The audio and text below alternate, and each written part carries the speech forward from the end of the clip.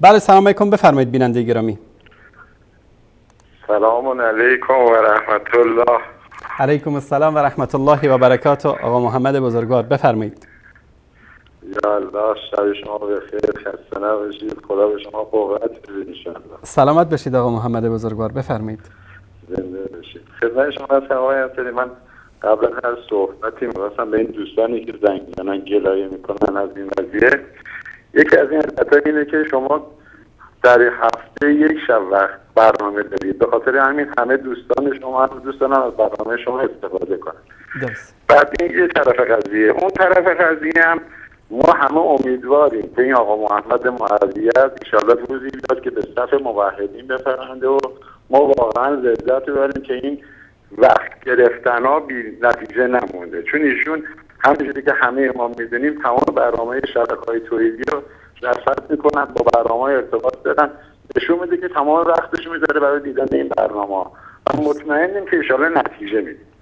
حالا شما از نهج البلاغه گفتید، من میخوام از صحیفه سجادیه بگم. بفرمایید. امام سجاد میفرمایند که خوارترین بندگان در نظرت کسی است که تو روزیش میدهی و او دیگری را میپرستد. وای بر ما که چقدر بدیم آقای انصاری. الله المستعان. خدمت شما عرض کنم که میگه که گاهی گمان نمی کنی و می شود، گاهی نمی شود که نمی شود، گاهی هزار دوره دعا بی اجابت است، گاهی نگفته قرعه به نام تو می شود، گاهی گدایی بخت نیست، گاهی تمام شهر گدای تو می شود. انشالله که این چیزی که خداوند رقم میزنه همون میشه و این آقا محمد ما به صف موحدی میفهمیم انشالله. من شما دستتون نمیخوام بگم، ولی در خاتمه فقط میخوام بهتون بگم که ما مردم تو ایران عادت داریم که همه چی رو رنگ و لعاب بهش بدیم و یا به قداست برسونیمش. من حالا یه مثال میزنم.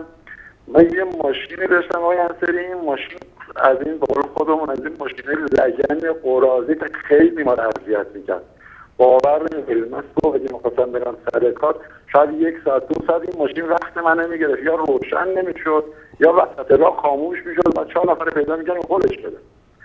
خلاصه اینقدر این ما رو اذیت کرد. ما یه دوستی داشتیم کارم خرید فروش ماشین بود در نمایشگاه.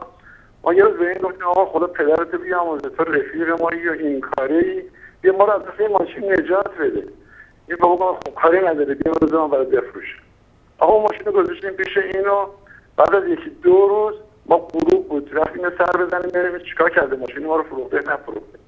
رفتیم دیدیم آقا از قضای روزگار یه مشتری اومده بالا سر ماشین ما و این داره با مشتری صحبت میکنه. ما رفتیم جلو، این انقدر از این ماشین ما انقدر تعریف کرد که من اشاره بهش کردم، کشیدمش کنار، گفتم فلان این ماشین اگر اینقدر خوبه من نمیفروشم. بعد به من گفتش آقا تو چی میگی؟ من کارمو بکنم. حالا منظور حرفم اینه که تو جامعه ما همیشه همین جوریه.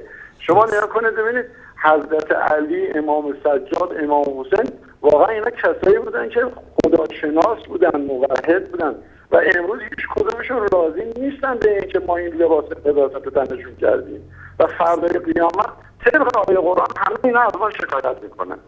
پس باید مواظب باشیم آقای انصاری. من زیاد وقت نمیگیرم. زنده باشید. تشکر از شما آقا محمد. الله تعالی حفظتون کنه. خدا نگهدار.